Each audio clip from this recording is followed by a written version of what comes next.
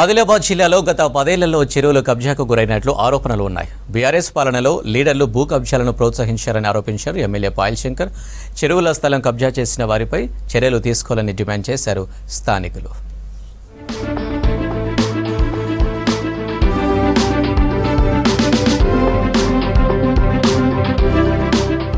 ఆదిలాబాద్ జిల్లా కేంద్రం పరిధిలో 11 చెరువులున్నాయి. నిజాం పాలనలో నీటి సమస్య తీర్చేందుకు గొలుసుకట్టు చెరువులను నిర్మించారు అప్పటి పాలకులు. పట్టణ శివార్లోని చెరువుల పరివాహక ప్రాంతాల్లో కొంతమంది భూ కబ్జాలకు పాల్పడ్డారనే ఆరోపణలున్నాయి. నగరం 15 ఏళ్లుగా విస్తరిస్తుండటంతో భూ కబ్జాలు అధికమయ్యాయనే విమర్శలు ఉన్నాయి. ఈ ఖానాపూర్ చెరువు ఈ చెరువు ఇరిగేషన్ రికార్డు ప్రకారం 114 ఎకరాలని మాకు చెప్పడం జరుగుతుంది. కానీ ప్రస్తుతం ఇది 70 ఎకరాలే ఉంది.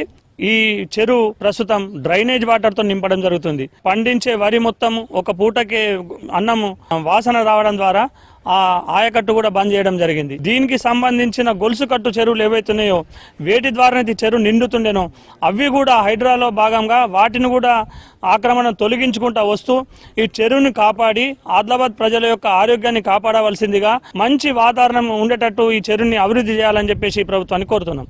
ఆదిలాబాద్ లో గత 10 ఏళ్లలో రియల్ ఎస్టేట్ అక్రమాలకు అదుపు లేకుండా పోయింది.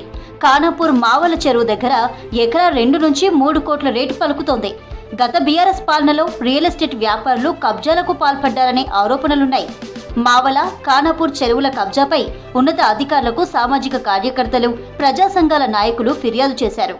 ఇది ఏదైతే ఇక్కడ వాగు కనబడుతున్నదో ఇది రియల్ ఎస్టేట్ మాఫియాలు కబ్జా చేసుకుని అక్రమంగా కట్టిండ్రు. ఏ పర్మిషన్స్ లేకుండా, ఏ ఎన్ఓసి లేకుండా అక్రమంగా కట్టిండ్రు.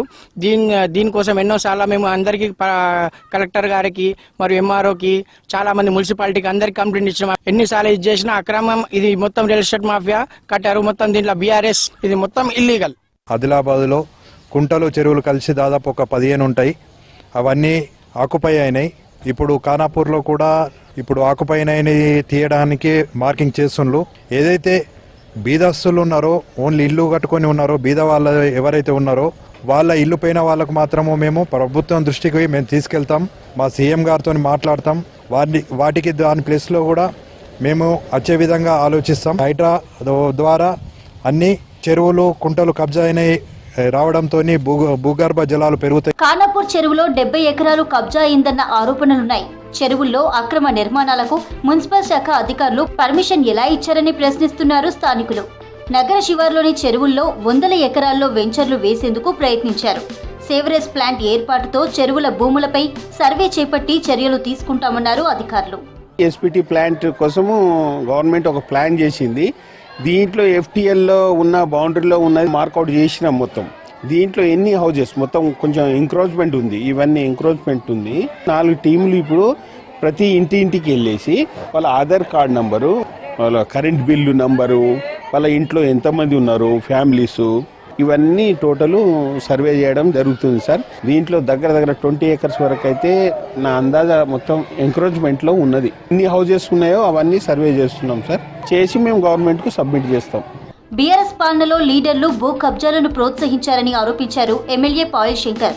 అప్పటి నేతల అండదండలతో చెరువులు కబ్జా అయ్యాయన్నారు. అది గులాబీ లీడర్లైనా, కాంగ్రెస్ లీడర్లైనా, బీజేపీ లీడర్లైనా, కమ్యూనిస్టు లీడర్లైనా రాజకీయాలను అడ్డం పెట్టుకొని ఆ రోజు ఎవరైనా కబ్జాలు చేసి ఉంటే ఖచ్చితంగా వాళ్ళ మీద చర్యలు తీసుకోవాలి.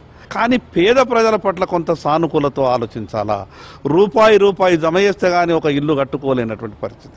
కాబట్టి ప్రభుత్వం ఆ దిశగా ఏం చేస్తే పేదలకు న్యాయం జరుగుతుందని కొంత ఆలోచించాలా. చట్టాన్ని గౌరవించాలా. పేదలకు జరుగుతున్నటువంటి అన్యాయాన్ని కూడా కొంత సానుకూల మానవతా దృక్పథంతో ఆలోచించాలని ప్రభుత్వానికి విజ్ఞప్తి చేస్తారు. భూ కబ్జాలపై విచారణ చేపట్టి అక్రమార్కులపై చర్యలు తీసుకోవాలంటున్నారు జనం.